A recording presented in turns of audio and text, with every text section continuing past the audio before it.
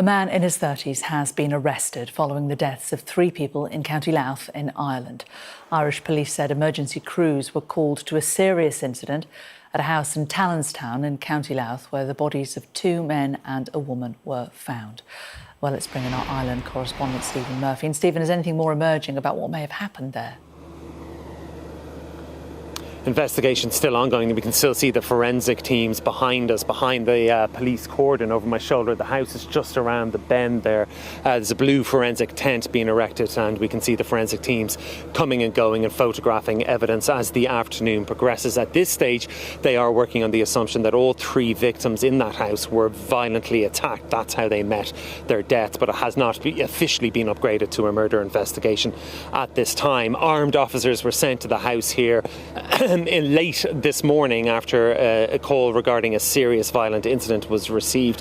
They discovered the 3 bodies, 2 men and a woman, at that house. And at this stage, we are working on the assumption that they are all related, closely related. They're all members of the same family. Another person, a man in his 30s, was arrested. He's currently being questioned by the Garda, the Irish police, although we believe he is seeking some sort of medical assistance. Also, it's a very rural community here. This location outside a village known as Tallanstown. We're not too far from the border with Northern Ireland. It's an extremely agricultural, tightly knit, quiet community here. We've been speaking to some of the local representatives, councillors, several councillors who knew this family. They said they were incredibly popular, well known, well respected in this community, involved in sports. One of those people who knew the family was Rachel Curley. This is what she had to tell us a bit earlier.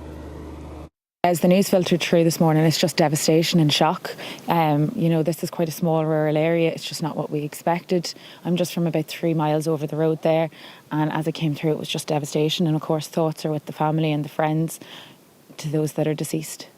You were saying you briefly have met the family before. What can you remember from that encounter, or what were they like, I suppose? Yeah, so during the local elections in 2024, I met them at the door, just warm, again, rural family, kind as you went to the door. There was no major interaction, but that's kind of how it is in small rural areas, is you meet people in passing and we're all very friendly. So I think it's something that's really important at this time, is that we're all going to be there for each other.